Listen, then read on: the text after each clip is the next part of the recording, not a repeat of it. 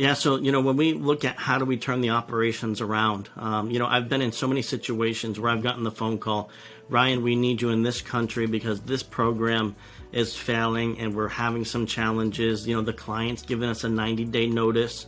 If we don't turn it around, we're in trouble. And this is a whole team effort, but on the coaching aspect, when you can partner with your shared services, if you're lucky enough to have shared services, if not, I highly recommend that you've got to go through some type of, Six Sigma lean training, understand what's the low-hanging fruit that you can grab quick to see those quick jumps within your performance, because our clients want to see that we're making the best effort to improve their line of business as soon as possible. They want to see us improve the line of business as soon as possible. So that low-hanging fruit, whether it's HT or you notice that 60% of your calls are missing their quality form on tone and empathy. So what can you do quick to help turn that around and give you that quick bump? Because that's so important within an organization and for your clients, that if you can see a quick bump, 3 to 4 points on your NPS or quality score or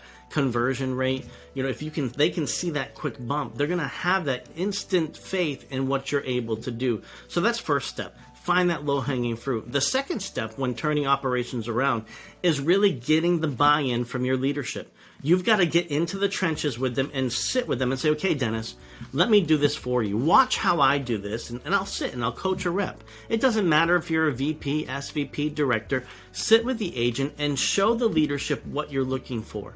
Coach them. Coach the leadership on what you're looking for. So when they see it, they begin to say, you know what, Ryan, let me try it. And then you coach them the same way. I do the same thing with leadership that I do with agents. What's that pivotal behavior that you're going to focus on? All right, let's fix that, and so on and so forth. So when you're bringing in, leadership to turn around operations, you cannot do it on your own. You've got to train the leaders on the ground to make the difference. Because when you fly out and when you leave, if it all goes back to where it was prior to you being there, your time was a waste of money and resources from the company. So investing into leadership, showing them how to do it, in the long run, it's that pivotal behavior 1 week, 2 week, 3 week, 4 week, 5 week, and so on and so forth. And as long as you have your leadership continually doing this, you're going to see those operations turn around. I can almost guarantee it.